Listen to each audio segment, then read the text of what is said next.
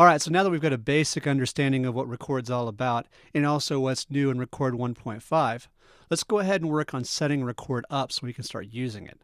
The very first thing we need to do is set up our audio interface. And the reason that it's so important to set up your audio interface is because A, you want to be able to use what you paid hard-earned money for, but also the audio interface gives you better latency, which we'll go more into later in this video, and also it gives you the ability to connect up guitars, other microphones, different instruments, and that's really important when you're trying to set up a professional studio. So let's go ahead and do that now. I'm going to go to the Record, Preferences, and then go to the Audio page. Now I'm going to choose my audio device, and suddenly all of the things that we're great at before are now available. One slider I'd like to put a lot of emphasis on is the buffer size. The lower the buffer size, the less latency there is. For example, if you trigger a key on your MIDI controller and it's supposed to be triggering a piano, as soon as you press the key, if the buffer size is low, you'll notice that the key sounds off instantly.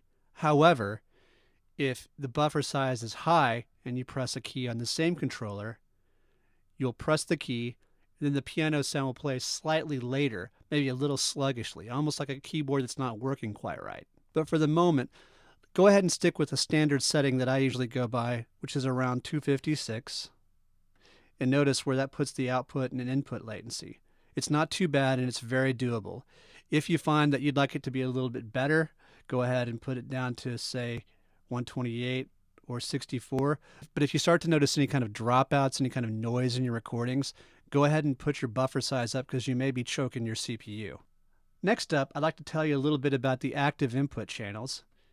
This is how many channels are enabled on your audio device. My audio device has several inputs, but I'm not going to be using all of them. So I'm going to go ahead and turn some of them off.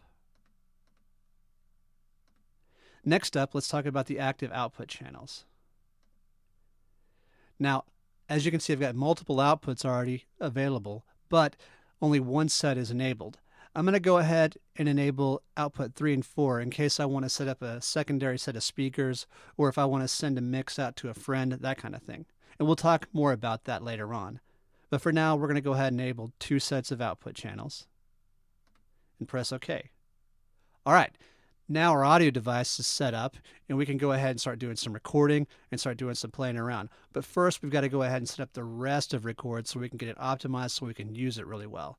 In the next video, we're going to talk about setting up our MIDI controller.